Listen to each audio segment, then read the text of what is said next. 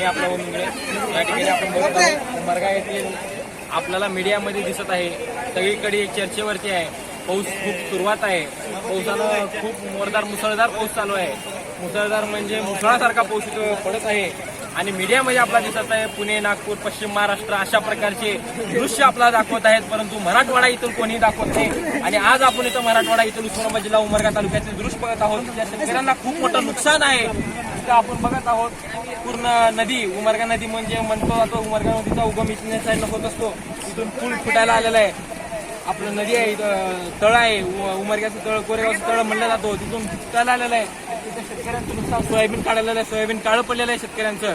आणि या ठिकाणी आपण बघत आहोत शेतकऱ्यांना फार नुकसान झाले, परंतु मीडिया जे आहे आपली एबीपी माझा वगैरे वगैरे असे चॅनल्स आहेत, सरकार मराठवाड्याकडे लक्ष देत नाही.